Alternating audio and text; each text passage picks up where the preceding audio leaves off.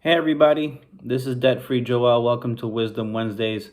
It's just my way of getting some information out there that's helped me become debt free and also financially stable.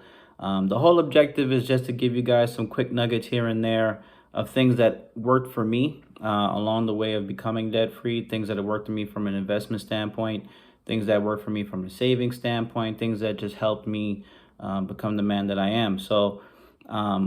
First and foremost, feel free to like, subscribe, and all the good stuff on YouTube. Apparently, every video does that, so I have to tell you guys the same thing.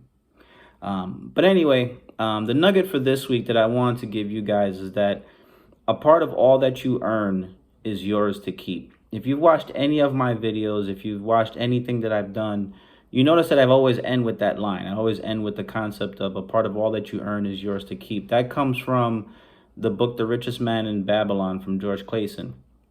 And the reason why I love that quote is because it summarizes everything I believe in, right? I want you guys to do an example or an experiment and just sit back and think about this. Take the last 10 years of your after-tax income. So let's say you made $50,000 after taxes over the last 10 years. And let's say, 50,000 times 10, right? So that's $500,000 has crossed your bank account or crossed your hands.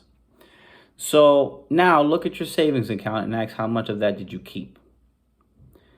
This is probably going to be one of those moments you're going to be depressed, right? Because what you're going to realize is $500,000 crossed your bank account and you basically kept nothing. So get into the habit of making sure that part of your income goes into your savings. Now, one caveat, there's a lot of you who save and then go into your savings to pay for stuff. That's not saving.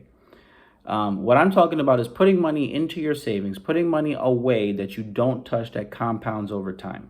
Okay? So a part of all that you earn is yours to keep. Remember, you're the one that went to work. You're the one that was away from your family. You're the one that's not sitting on the couch just enjoying yourself. You're the one that's not actually out with your friends. You're sacrificing time that you're never going to get back to work somewhere that you probably don't like anyway.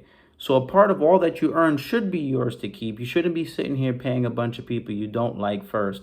You should be paying yourself first. My advice is to make 10% of your income what you keep, right? So the math is pretty simple. If you make $5,000 a month, you keep $500 a month, right? You can round, make it easy on yourself. But my gem for this week, and you'll hear me say it a million times, a part of all that you earn is yours to keep.